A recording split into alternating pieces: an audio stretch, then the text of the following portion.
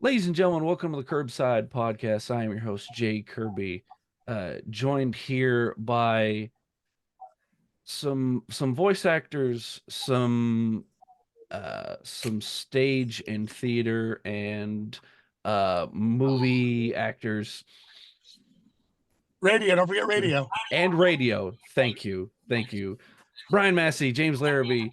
Thank you, gentlemen, for joining me. I Also, like co-founders of Lite Studio. Lite Oh, Studioz. Yes, sir, with a Z in Yes. Dallas. Thanks, Jay. Of course. Thank you guys for joining me. It's absolute pleasure to have you guys on here to talk about, here to give you guys more of a platform for your studio and here to just connect and hear y'all's story. But as always, like us on Facebook, follow us on Instagram. Don't forget to subscribe to our YouTube channel, and all our interviews are coming to Spotify. So please keep an eye out for those. Shout out to our sponsors, Raise Energy, available at repsports.com. Use the promo code Kirbside8 at checkout for a discount. And our sponsors, Jerky.pro. Same promo code for a wonderful little treat. They're a great company. Get you guys some delicious jerky because they have some killer flavors. And of course, shout out to our partners, Collected Comics in the Fort Worth, Dallas area. There are 3 locations. Go check them out. They have awesome deals, awesome stores, and some great events that they put on all the time. So go check them out. So, gentlemen, thank you for joining me today on this wonderful day, actually, because it's kind of nice outside finally. Yeah, it's Um, beautiful. to talk about a little bit about your careers, a little bit about your studios, and where you guys are headed and what you guys want to accomplish. So I always start off my interviews with the easiest thing. Where'd you guys get your start? James, you want to go first? well, you have a much better story, Well, I thought we go alphabetical. Larabee, Massey, or is it just about the studio? well, Is it just yeah. about the studio, or just Well, acting? a little bit about you guys, and then we can get into Okay. the studio. All right. I'll go first. I guess. Yeah, I got started. I wanted to be a cartoonist, found out I couldn't draw. Give you the short version, which is still long. And ended up learning I liked theater and doing theater and making people laugh and making people cry. And so I got into acting, and then I did UIL in high school, and then got a degree in theater and a minor in theater and a major in film, and been pursuing it ever since. Moved to LA twice. A lot of my jobs have come right here in California. That's what I call Dallas, in the region, I mean. So there's work everywhere out there, and I'm happy that I get to do voice work as well at Crunchyroll and video games and obviously film and television. And yeah, just real appreciative of every time I get to do it. Paid to act. It's kind of a pinch me moment still for me. So very appreciative. Yeah, I hope that makes sense. No, absolutely it does. And I mean, you've voiced a couple characters that I'm very familiar with. Oolong in Dragon Ball, Wilhelm in the Borderlands, which is how we got connected. Marcus literally shouted, "Hey, that guy over there, go talk to him." And I was like, "Well, Marcus Malden, I love you, uh, buddy. absolutely loved Wow. Marcus. He was such a pleasure to talk to, and I hope to get a longer interview with him." But he Yeah, was like, his "Yeah." line was like Schindler's List. My line was like 3 people. But yeah, and his energy is incredible. I've known Marcus for years, and yeah, his energy is palpable. He's great. He's really good with people, and people just love him. He just gets the line going. Like, so yeah. Shout out to Marcus. Thanks for having me. No, absolutely. And James, how about yourself? Where did you get your start in this Oh, wonderful industry? well, ironically, our stories are a little similar. I grew up wanting to be a comic book artist. Found out I was really good at drawing comics. Drew a comic strip. I got a comic strip going out there, and decided to get into acting. And instead of plays and things like that, I decided to go right into TV commercials in Dallas. and someone said, "Hey, we got this thing where you can get an IMDb doing some voice work." And I go, "Really?" Because at the time, that was the deal. You're trying to get IMDb's. The more credits you have, the more likely you'll get cast in other things. And I go home and I looked at it, and it was like 2 lines for a Canadian college, and they were doing an IMDb thing, and they wanted someone that sounded like a Texan. I'm from Ohio, but I lived in Texas, and they gave me an IMDb credit. They paid me $60. And I thought, hey, this is a nice, easy way to ply my craft and get IMDb credits. So I found as many of those as I could and built up such a large resume in about a 1.5 to 2 years, accidentally stumbling across a visual novel that was directed by Ayu Sakata, who just happened to be a director at Crunchyroll, but I didn't know. Got $100 to do 7 lines. So I was going up, and called me back in about 2-3 months later to do Assassination Classroom. Wow. And and then just did a bunch of that, did some more ads, did some more TV stuff, AMS Pictures. They're here in Dallas, did some stuff with them. And Bryan and I, we became friends, and we worked together for a while and formed our company, and we're really happy with the way things are going. I would say that we're probably Dallas, Fort Worth's #1, place to get in-person classes. And about 88% of our students end up finding work at Crunchyroll. They get work over at Gearbox. They get work over at Okratron, Sound Cadence. There's so many places that they find jobs. I'd say that that's the mark of success, right? Yeah. So. Oh, absolutely. He's the brains, Jay. I'm just I don't know what I am. But yeah. Hey, Jay, you're in Fort Worth. Hey, I'll get you a discount on those classes. We'll get you famous. Yeah, Jay, come on in. Why don't you come in here, Jay? I am not gonna joke. I'm not gonna even kid. The whole reason that I really got excited when you both wanted to talk to me is because my brother Tim, a lot of people from Kirbside know him, and he's also the DM for our spinoff show Dice Hard with a Vengeance. Nice. He is a voice actor, and cool. his story is I was picking a job in Texas, hoping that it would happen. And he has been trying to become a voice actor. So I was like, hey, wouldn't it be funny if I got the job and you moved with me? And he's like, yeah, that would be funny. And then like 3 months later, I go, hey, do you still want to move to Dallas with me? He goes, oh, this is happening for real. So now he's down here with me. Now we're out here just trying to make connections, trying to get with, studios, get him a nice demo built. So when I saw your guys' studio, when me and Bryan talked at Texomicon, I got so hyped. I got so excited.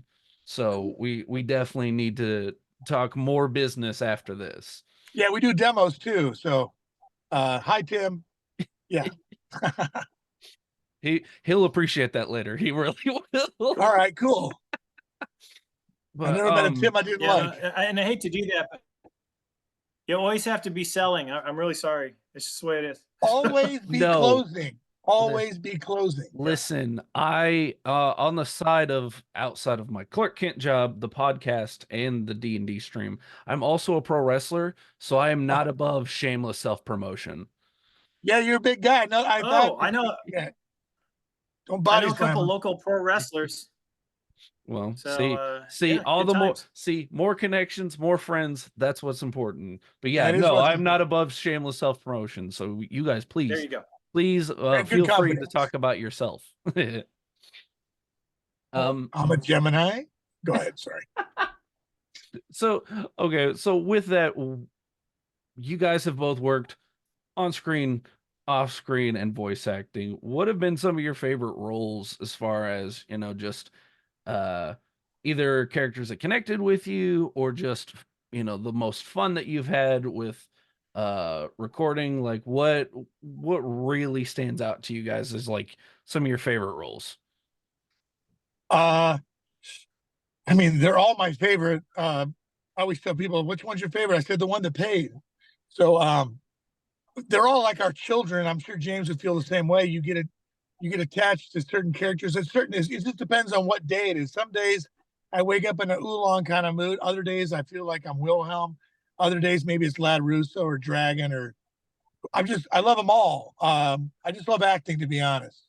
In fact, I love the character that I just got to audition for. Hopefully I get that today. Or yesterday, but I sent it today. But yeah, there's always the next job. But I think if I had to say one favorite right now, I'd probably pick Lad Russo from Bacano, because I won a W award and it was one of my first significant leads in an anime. And the anime is totally cool. If you ever checked it out, you should watch it. And it's one of the rare times I would say watch the dub, because all the accents are 1930s esque American gangster, which was a real treat. And the director even told me, Tyler Walker, he's like, "You'll never get to play a role like this again, so enjoy it." And my character, I just kind of came up with this voice. It's a little James Cagney meets Ethel Merman meets a little Chicago. I'm from Detroit originally, but I grew up in Texas, but it's got a little bit of that Chicago too. He was a Chicago gangster, so it was a lot of fun. It was great to do. It was therapeutic because he's a crazy psychopath, and I'd walk out of that booth going, "I don't need a therapist. I feel great." So very cathartic. I can't spoke today, guys. Let me get some more coffee in my veins. Yeah, that's my answer. Gotcha. Nice, very nice. James. Well, I'd have to say it's probably one of my recent roles. It's in a TV show, an anime called Buchigiri, and I get to play this teacher named Otomi, and I'm actually the comic relief the entire series. It's this teacher that introduces everyone. Yeah. And the teacher, every episode, goes to this cat cafe after school, and one of his students walks by and he freaks out, goes into the cat cafe, asks to speak to Miss Jasmine, and then they have these weird conversations between him and this cat. And it's just really funny because the anime is kind of heavy with a lot of fighting and stuff, and I get to be the humor. And it's more fun for me making people laugh, because comedy's hard, and it's nice when you nail it. So yeah, I think comedy is the fastest way to the top of the mountain, they told me. So good for you. Yeah, that's great. I feel like I'm running the podcast. Yeah, I like Jay, Lad what's Russo your favorite too. character? I'm gonna take over your podcast. Jay, what's your favorite character? Don't say Pokemon. Don't say Pokemon. No, that's someone else in my household. I mean, I don't mean to gush, but Dragon Ball Z is one of my favorite animes of all time. Oh, cool. You can gush. It's easily, it is number one. I'm being humble and modest right now. It is number one for me. It was the first anime that I ever saw, so it's always had a special spot in my heart. So like definitely looked up to characters like Goku. I love characters like Deku from My Hero. The generally the characters that have like I guess you could say the hero vibe, the Captain America-esque characters almost. Like Oolong. Hey, no, I am the Oolong in real life, unfortunately. I am fully reserved to be everyone's comedic sidekick. I'm here for that though. Okay. I mean, you do technically have the most important role in the show because you make the first switch in all of Dragon Ball. And nothing's better than a nice pair of panties. Hey, Genran. Thank you, Chris Abbott. Yeah. Love to get him on here one day. Hopefully, fingers crossed. You will. Yes, I'm here, guys. Here I am. Chris Abbott. Oh, let me. I gotta catch a flight, but yes. So you guys have worked together a lot. Where did the idea for your studio begin? That's James. Where did the idea for the studio start? Ironically, I know it's James, but it's actually Bryan. In a galaxy far, far away, I took my daughter to a convention, and we bumped into Bryan, and I recognized him from a video series that he'd done. It was Ghost Breakers, right? Yeah, Ghost Breakers got your back, James. Got your back. Yeah, and It's on we Tubi now. You bonded can watch it on over Tubi. that. Yeah, we bonded over that, and that's before I got into anime, really. And Bryan, one night, 3 a.m, I think I'm going to teach classes. Yeah, class is going to be this much. This is the first class. Let me know if you want to go. And so I let him know I was going to go, and I attended classes with his Bamcam acting that he did. Yep. And he's the only one that paid too, it. James. Only one that paid. I may have been the only one that paid. I didn't know that at the time, but karaoke afterwards was a lot of fun. Yes, and, it was. And the cool part about it is that later on down the road, Bryan and I were part of another studio, and I wanted to bring him in because I thought, okay, how do we make this work? And we need to have educational pieces to our studio. Bryan came in, we bonded over that. COVID hit. We decided, let's drop out for a minute. And then when COVID got over, we just decided to reform. And we've been going strong. We actually opened up in the middle of COVID. Ooh. And not a lot of success stories for businesses opening up in the middle of a pandemic. But not only did we open up, we're thriving. We've got great reviews from our students and other people. We get lots of directors and producers and engineers and actors that come out and teach. So I always tell people, if you got a good suggestion for someone, we'll try to get them and make your class the best ever. So it started kind of with Bryan, and I was a banker for a period of time. And so I flexed those business muscles, and here we are. Nice. He's the brains. I told you. Yeah, I done Bamcam in the 90s. I was a wedding videographer. I was shooting people's weddings and stuff. And then I decided to use Bamcam as my acting. I just wanted to. Golly, that was I don't know what year that was. That was in the 2010s, early 2010s. But I found out right away that I needed a business partner like James, because it's really hard to. He's genius with business models and really organizing the whole thing was mostly his brainchild. So thanks for giving me a shout out, but I have to give the shout out back to James. Yeah, I appreciate it. Yes, sir. Just honest. All every backgrounds keep changing. No, I completely understand where you guys are coming from with that. Because not to toot my own horn, but Kirbside, we got started during the middle of COVID. Our first episode was January of 2020. I recorded 2 episodes, had knee surgery, and then while I was recovering from surgery, the world shut down. So I was stuck at home trying to do little interviews with people that I knew that I could talk with, try to keep myself from going stir crazy.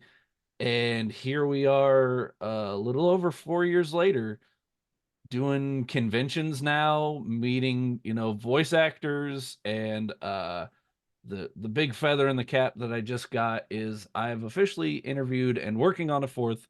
I've interviewed 3 Power Rangers, which was a huge deal to me, because that is a core memory for me is watching that growing up. So getting to interview them was so awesome. Yeah.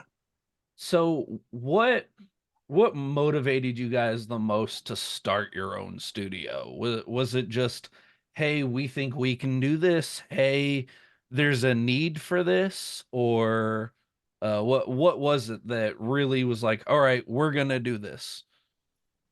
I think there was definitely a need for it. There's other classes popping around, and James had taken some as well. And I think I'll let him answer that. He's really the moving force behind IOLite for sure. Okay. Well, thank you, Bryan. But no, I think that I think Bryan hit the nail on the head, that there was a need for it, and there were a couple of classes out there. I actually took the first class with Sunny Straight. I think there were 26 students, and that was way too many. It was all in person. This was back before Zoom had a foothold, maybe even before it started. I don't know. And Yeah. Sonny did a great job with what he had. 26 was too many. It felt like there was no roadmap on how to develop the voiceover piece of the business. And so even if you're an actor, let's say you're doing some stage. Okay, well, how do you become a voice actor? You got to. Everyone kept telling me, oh, you got to know the right people, and it's a small group. You got to get into the group. Well, how do you get into the group? Well, there's no roadmap, and so you take the class. The first one I ever saw was Sonny's, and I took that, and I go, okay, this is pretty cool, but how do you get in?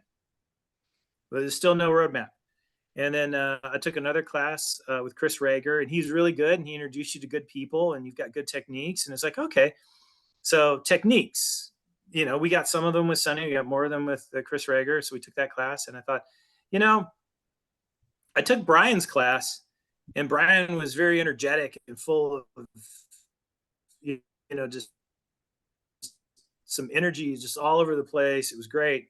And I was thinking, what if we could take those techniques and some of that in-person teaching, and what could we do to make that more of a roadmap to move forward? And our first class was ironically, it wasn't voice actor related. I think, Bryan, it was on camera scene study. On camera scene study. And so when we eventually did it, it was like, okay, well, maybe people don't, maybe they won't do voice acting right away. Let's just show them how to act. And so we did that. Yeah. And then people wanted a voice acting class. And here we were about to compete with Chris Rager, Sonny Strait, people we admired and, we revere. And we did a class called Breaking into Voice Acting, and it did really well. And Bryan had a lot of connections. I had connections to different things. And together we found a roadmap to how to make those classes work for people. We can't promise them a job. It would be unfair and I think wrong to say, hey, you take my class, you get an audition. No, there's no audition there, no promise. It's like anything. Right now, you're doing a podcast, right? How many people watch your podcast? We've got roughly 140 subscribers on YouTube, and we average about 30 to 40 views per episode. Okay. Roughly. So when you start, and that's good, but when you started up, you were probably like, okay, it'd be great to get 1,000, it'd be great to get 2,000, but it's just like with acting, you can't promise people a role. You can't promise people they're gonna get a job. You can promise them that they'll get experience, just like with your podcast. You can promise people that you'll put forth a product, you'll get people that you want to interview and good guests, but you can't promise that you'll get the views. So we bring them in, we teach them, we train them, we try to provide them a roadmap more so than they had before. And putting them in front of Sean Gann, Marcus Stimac, Jill Harris, Dallas Reed. We even had, we had Todd Habercorn out there. Todd was there, and Chris Kaysen. We had so many people that learning from the best is how can you go wrong? And we try to keep all of our classes in person. During the pandemic, we started off doing some in person and some online, but I think in person's the best. You learn the best from it. People in Dallas, Fort Worth, Arlington, Denton, the surrounding areas, they all can come in, they'll be there. You might have to drive 20, 30 minutes to get there, but at the end of the day, you get a classroom experience with, refreshments where people treat you with respect. And all we can promise is education and opportunity. And we're just upfront about it. When people go, hey, listen, I really want to do this. I've never done this before. Well, we got a beginner's class, but we also have this class. Both of them have similar facets to them. One of them puts you in front of the directors that could give you a job. Maybe you should take the first class first, figure out what you're doing before you put your first presentation in front of a director as the first time you're in front of a mic. And so we even give them opportunities to choose those options. So in fact, we're going to have one in April, beginning class. We've got Marcus Stimac. We've got Erin Nicole Lundquist. We've got several others that are already booked, ready to go. And in our beginning class, we got Matt Sosha, various other folks that teach that class. And it's a good deal. We're not here, I see, and this is no dig at any other classes. Okay. I see classes out there for $600, $700. Our classes for the intermediate and advanced are $475. We limit them to 10 people, so you get a lot of exposure. We don't go over 10. We try to make it as reasonable as possible. $475 instead of $600 to me sounds good. We pay our guests well, and our goal is to really become part of the community and aiding the community to grow and develop. And if you want to get your demo done with us, that's great. And if you want to do a project with us, go for it. You can use our booth just to rent booth time, rent an engineer, do a project. We've got engineers that are experts with Pro Tools. And John Perot, one of our engineers, he hates this, so I'll do it. He was the valedictorian at MediaTek. We got the best guy they had. Accidentally. We hired him while he was in school, thanks to Brian. John, he was Brian's my handler at at CommandCon. Yeah.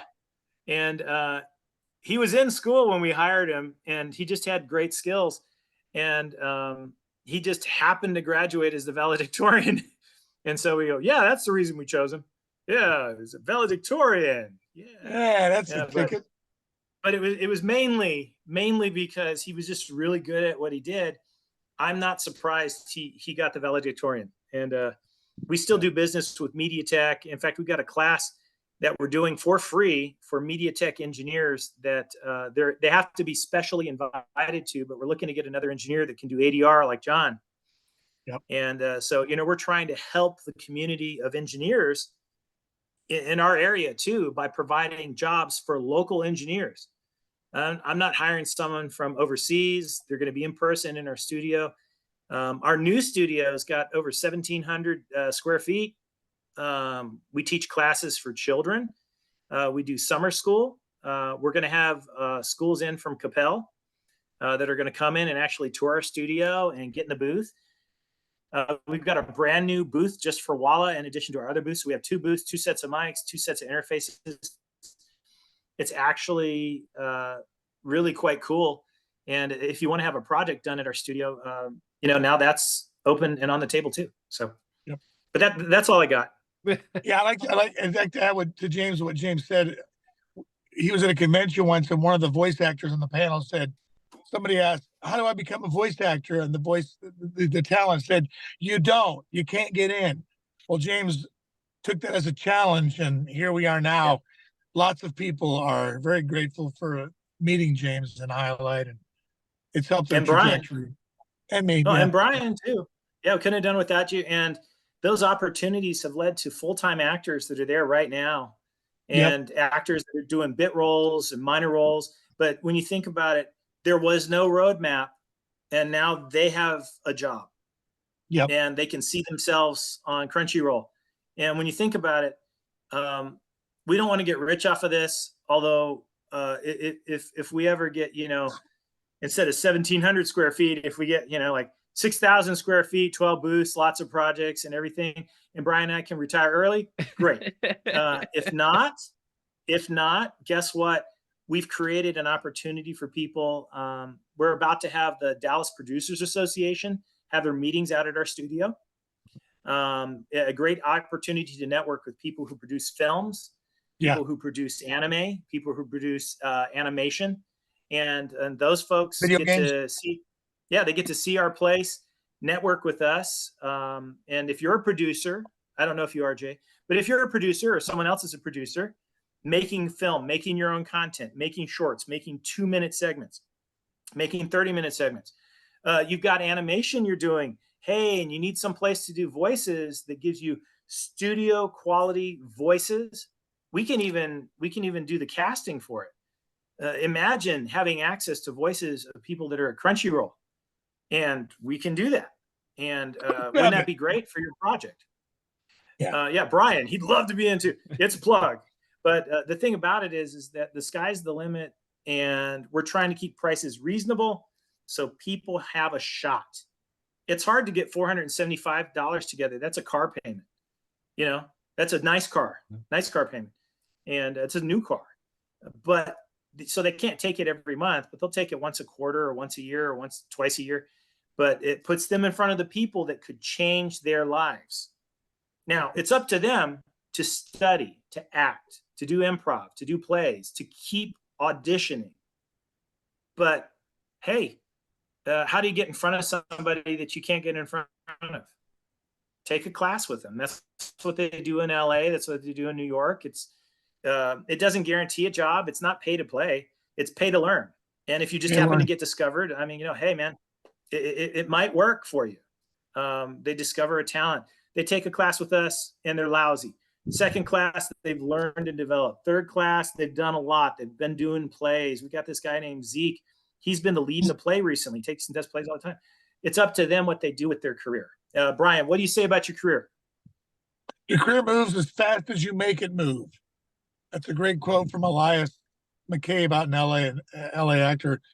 He told me that in 1997, but it didn't really register with me till a little later in life. And then I started putting it to effect. And here we are talking on a podcast with you now, Jay. So I feel very fortunate. But another great quote is desire creates power. If you really want to do this and you don't mind rejection, which is what comes with the business, then you can go places. You just got to stick it out and never quit. Yeah. That's it.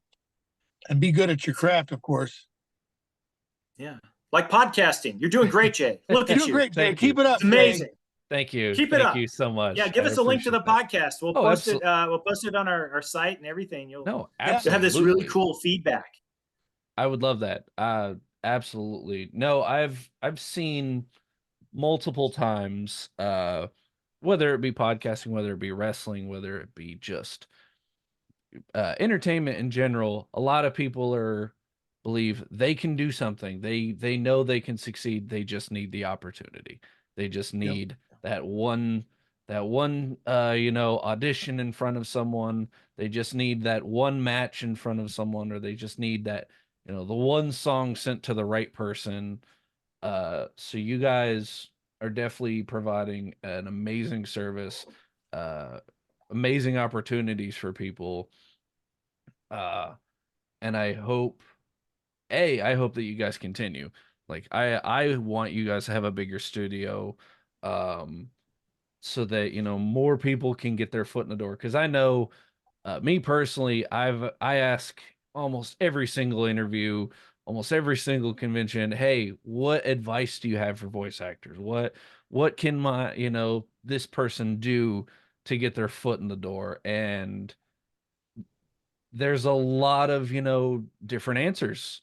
And it seems like you guys are helping with that. You got, like you said, James, you guys are building a roadmap for it.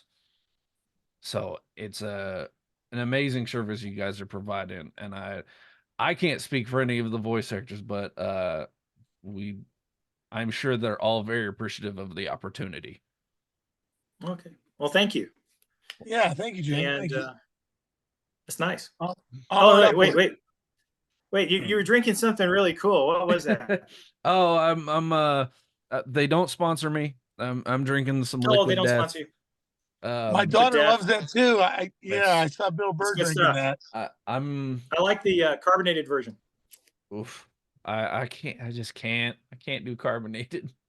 I hate carbonated water. This is one of their teas. But no, I lost my train of thought, and I'm very sorry. That's okay, man. We're here. Do you have a sponsor? Who's your sponsor? Raise Energy. They're Raise Energy. Yes, they are an energy drink and fitness. We'll say fitness company. Okay. So they sell protein, they sell energy drinks, they sell an amazing pre-workout that I actually used this morning, and it was nice. It hit just right. Well, right, and that's cool because we're actually working on sponsorship with a company called Gamer Sups. Are you familiar with them?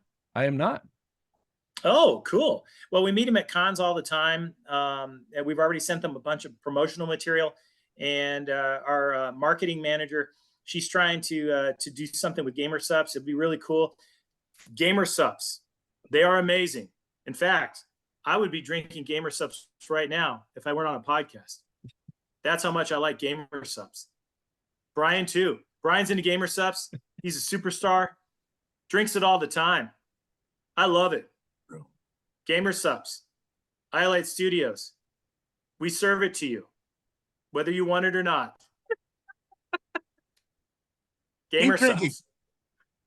Keep drinking. All the time. Gamer Subs. Tag that. Tag that, Jay. Gamer Subs. Tag it. I will. Gamer I Subs. will. There you go. Where gamers go to sup. That's good. Nice plug, James. Thank you. Hey, thank you. We also got a show called Dubbers we do at ILI. We spoof the dubbing industry. So check out our episodes of Dubbers. James is on there. He's been in more episodes than I have, but we're on our fourth or third season of Dubbers, and it's we just spoof the dubbing industry. We spoof voice acting. We spoof ourselves, and we've had some credible guests on there. So we've had Stephanie Nadolny, Elise Bowman, John Swayze, inadvertently, but yes, Austin Tyndall. Austin Tyndall. We've had a lot of great people part of Dubbers as well. So check out Dubbers on the YouTube. Nice. Funny stuff. I will definitely check that out because that sounds right up my alley. Okay, so this is a very random question, but it just popped into my head when you guys were talking about Dubbers. Do either of you watch and or follow Team 4-Star? And if so, do you have an opinion that you're willing to share on the show? Well, I like Team 4-Star. And during the pandemic, a lot of people from Team 4-Star ended up in Walla houses, and those folks moved on to doing, professional stuff at Crunchyroll and other things. Some of them, assistant ADR directors, stuff like that. And I love abridged versions. They're funny. And I think the only thing that I can say about it is that I'd like to see it more mainstream, and that most people, more mainstream abridged stuff where people are out there watching it, getting it approved, so you could do it at a con. And I know a lot of them do, where they do live abridged versions at a con. They set up the people live and they do it right there. So it's a lot of fun. Team 4-Star is great. I met with a lot of them during the pandemic. We were over at was it Spencer Lyle's house? Him and Danny Chambers, a director over at Crunchyroll, got married. And but I met them before they were married. We'd go over to his house. We'd be in his booth, met some of the Team 4-Star people. Excellent folks. And sad that the pandemic, brought that to light. But I mean, they were doing a bunch of stuff before. But during the pandemic, what do you got? A lot of time and a lot of time to make humor. And like I said, humor is hard. And so we can nail it. It's funny. So you like Team 4-Star? Big fan? Oh, I absolutely love the abridged series. Me and my brother can quote it on the daily. Also, please support the official release. But no, we love that kind of the kind of humor. We love that a lot of it actually helps people get into animes that they weren't aware of. Like, I don't think I would have ever watched Hellsing if not for Hellsing abridged. Like, I had heard it, like it existed, but after I watched the abridged, I was like, all right, I gotta go watch the real thing now. So I hope. Did you see Hellsing Ultimate? Is that what you're talking about? Yes, Hellsing Ultimate. Yeah. Don't get those back. That's a great one. It's a great one. No, I absolutely love the Hellsing abridged, and it caused me to want to watch Hellsing Ultimate, which is such a good anime. I'm eventually gonna end up reading the manga, which our partners collected. They actually sell, so more shameless self-plugging there. But no, like you said, when it comes to more mainstream, I hope more people see it. I hope that it helps kind of bridge that gap. Because, and maybe you guys have experienced this. Have you guys seen the difference in anime fandom from, let's say early 2000s to now? How anime wasn't, it was popular, but now it's just taken over the world. Oh yeah. Yeah, I've seen that. It's gotten a lot more fans. Sorry, James, go ahead. No. He did right. A lot more fans, and I think a lot of that is due to streaming services. When I was a kid, they didn't have DVDs, and then they eventually had VHS tapes, and the first VHS tapes cost $100. I'm not kidding. And so you rented them, and then those eventually became less expensive, $30, $40, whatever. And then DVDs came out, and those are really expensive, and then they got down in price. And so the invention of DVDs and the dissemination of those, good word, anyway, that helped people buy those titles and watch them over and over again. But the thing that really, I think, caused the fans, to be honest, are streaming services like Roku. Crunchyroll had a giant footprint, which it makes sense why Sony bought, Funimation and then went after Crunchyroll. And now they're a great company together. When you think about it, the streaming services, anyone, anywhere, pretty much in the world can sit down and watch Crunchyroll. And something I didn't have access to as a kid or as an adult. Now kids can go out, they can pick what they want, they can choose what they want. They can go to YouTube and watch excerpts. So YouTube, Crunchyroll, streaming services, I think that the fandom followed the technology. And once the technology exposed people to things they hadn't seen and they loved it, they went after it. So I think it would have been just as big in the 2000s, just as big in the 90s. I think technology needed to catch up to it, and that's basically what happened. Also, that technology making these animes more popular turned those actors into stars. I mean, and Bryan, you can correct me if I'm wrong, but when you were growing up, you wanted to be on the silver screen. You made movies. You looked for that, and that was the thing. And then, someone goes, "Hey, do you want to make some money doing a voice?" You're like, "Oh yeah, I'll make a couple bucks. I'll do a voice." And then you realize what that starts to do to those people. I mean, Todd Haberkorn becomes a god, right? And tons of other people out there that I'm a fan, but I'm not, I don't go after autographs. I don't have, Harrison Ford. That's one I might want. But when I first started watching it, I didn't understand why people were standing in line for these people. But then I realized how much people identify with the anime or the character, or they see themselves reflected in it. Like you said, Deku and My Hero Academia. These are people that you relate to, similar struggles. And then you have that person that does that voice and they do it so perfectly. You identify that character and that actor as the same person. And so when you go up to get that autograph from Deku, right, that's what you're thinking. I'm getting the autograph of Deku. And that actor brought it to life. And so now they're a star in an anime that they auditioned for, and by the grace of God, got that role accidentally. And now they're Deku.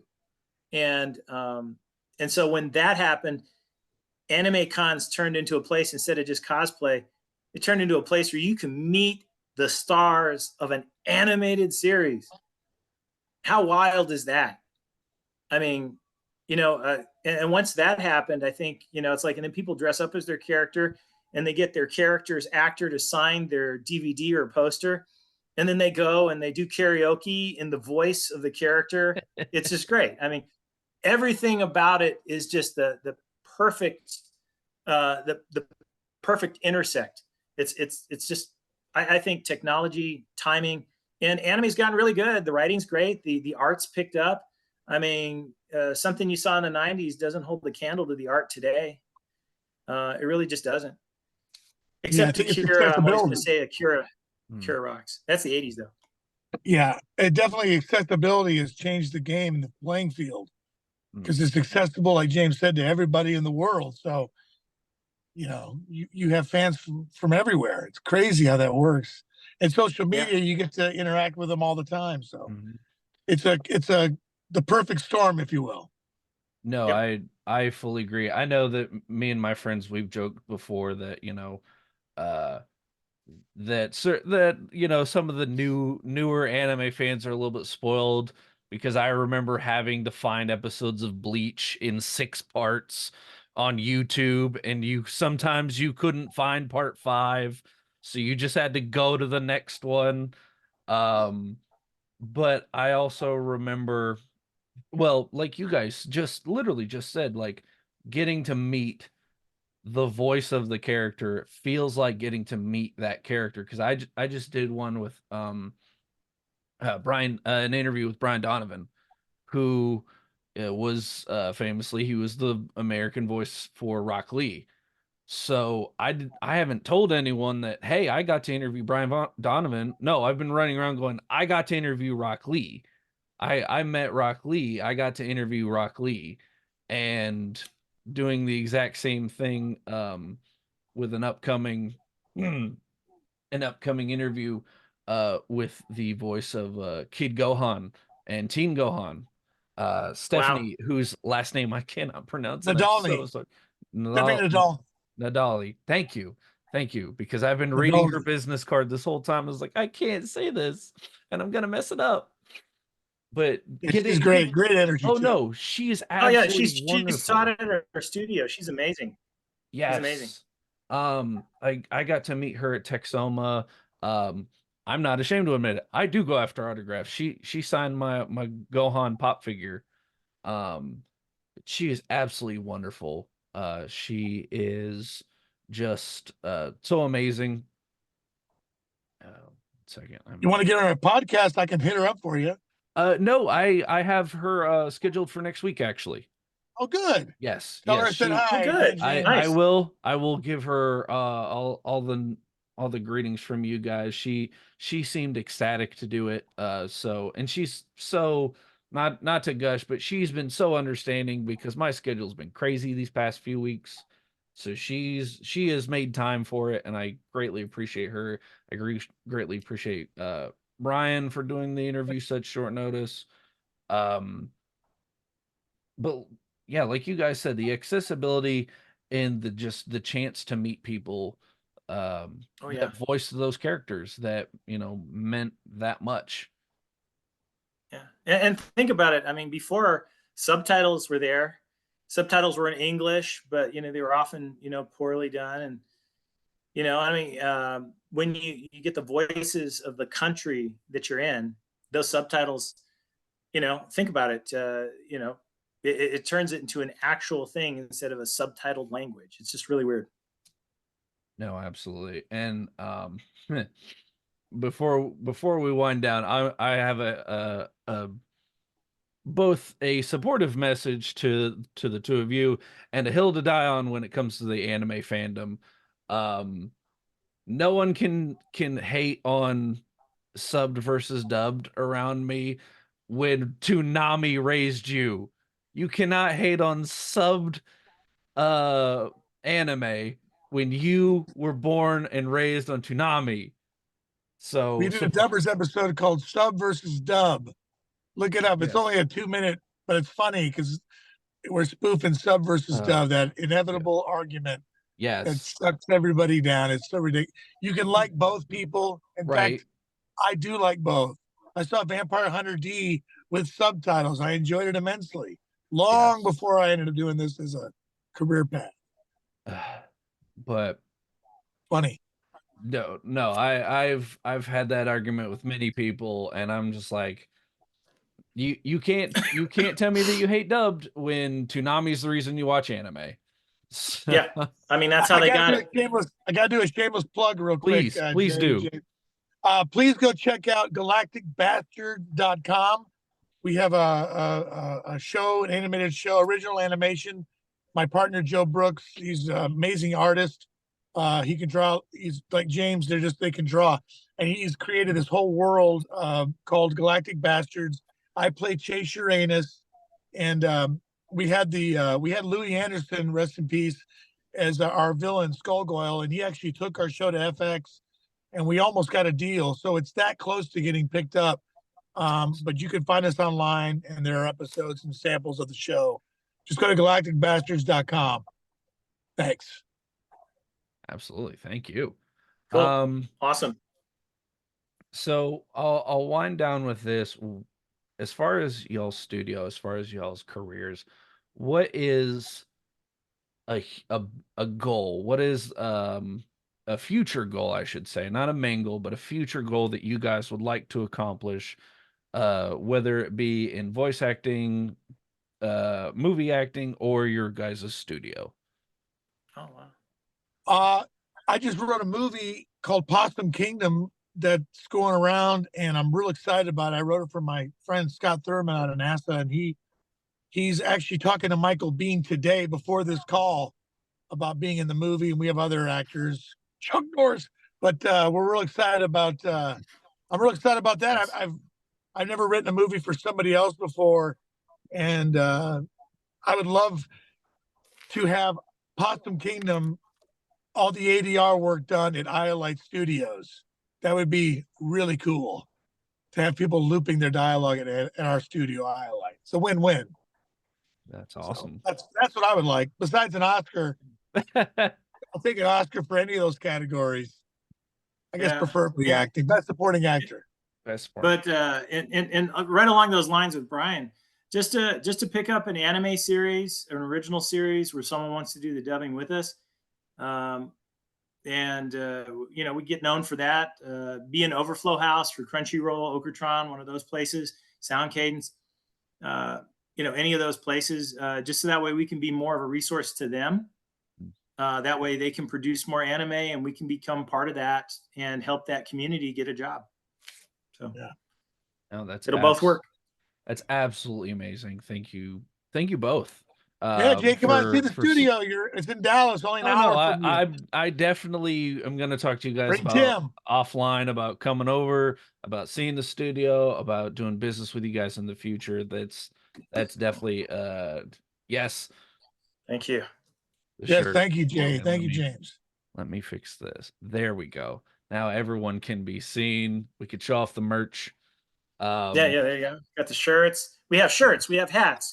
We have lanyards. Come on by. I think I'm going to get socks soon. You know. Yeah, it's been so long since we had socks. Cards, pins, merchandise where the real money is made. That's right. It's Don't just like in Spaceballs. But gentlemen, thank you so much for joining me. Thank you for talking about your studio, for you know, taking your time to talk to me. So please go check out IO Studios. Please go check out IO Lite. Thank you. Yeah, it looks like LOL Lite. We get that a lot. I had to change the font. For so much. It looked like Lite Studioz. It took me a month to learn how to say it. IO Lite means jewel or gem. IO Lite Studioz. Studios with a Z. Yeah. With a Z. Yeah, it's a blue gem, like a glowing galaxy. A blue gem. Well, thank you guys so much. Bastards. And Galactic Bastards. Thank you guys so much for joining me. Thank you, Elle, for watching, for taking your time out of your days to enjoy the show. As always, like us on Facebook, follow us on Instagram, check out more episodes here on our YouTube channel, and more episodes coming to Spotify. Gentlemen, thank you for joining me. Thank you, everyone, for watching, and we'll see you guys soon.